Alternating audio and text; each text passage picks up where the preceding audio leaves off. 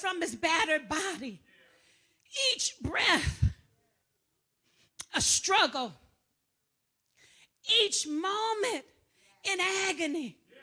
But he kept going.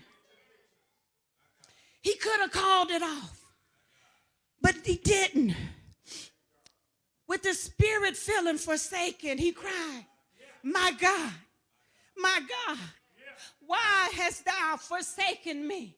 And sometimes, church, we go through stuff in this life, and we feel like God has forsaken us. But he said in his word, I'll never leave you nor forsake you. So I don't care what you're going through. You got to understand he is with you. He has not left you. He has not changed. Your situation changed. Your circumstances changed. But he's the same God today, yesterday, and forevermore. Somebody shout after this.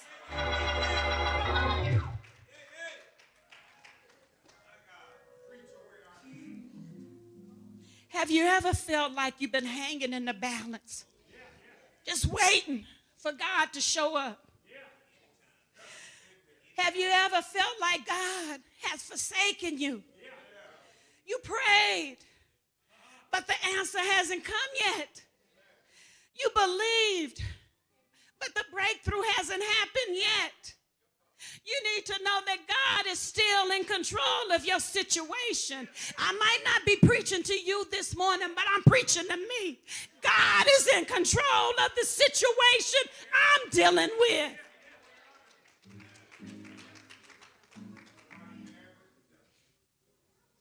It might feel like you're hanging between hope and despair, but trust God after this. God will resurrect what you thought was lost.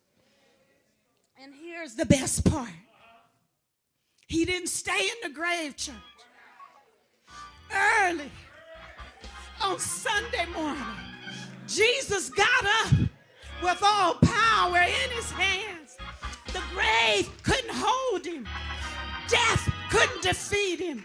And that same resurrection power is working in your life. And I declare and decree that after this storm, you will have peace. After this trial, you will have a testimony. After this setback, you will have a setup for something greater. And I don't know what you're going through, but I came to tell you it's not over. Just like Jesus rose from the dead, you're about to rise from whatever's been trying to bury you. Some folks been going through a whole lot, but it's not over. Tell your neighbor it's not over. It's not over, because I'm looking for my after this experience. It might be Friday in your life, but hold on, because Sunday is coming. And when you come out of this storm, you won't just come out barely making it. You'll come out with power. You'll come out with victory. You'll come out with the testimony. Is there anybody here this morning who's ready to come out? You ought to be on your feet expecting your after this experience, going through hell and high water with your own family. The devil is a liar. I cried, and I cried, but I'm going to experience my after this.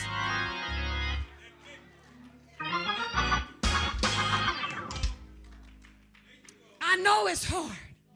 I know you're hurting. I know you're suffering. You may feel abandoned, but God has not forgotten about you. And somebody needs to know that. I know they gave you a bad doctor's report. And I know you want to give up.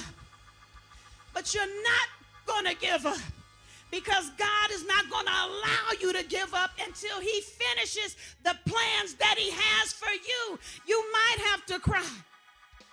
You may have to even go through a state of depression. Oh, Christians don't want to talk about that. Yeah, Christians get depressed. Christians go through therapy. Christians take medication. Maybe some of y'all super saints don't, but I ain't no super saint. I'm a human being, and I go through some things. And if I have to go through therapy, so be it. If I have to take medication, so be it.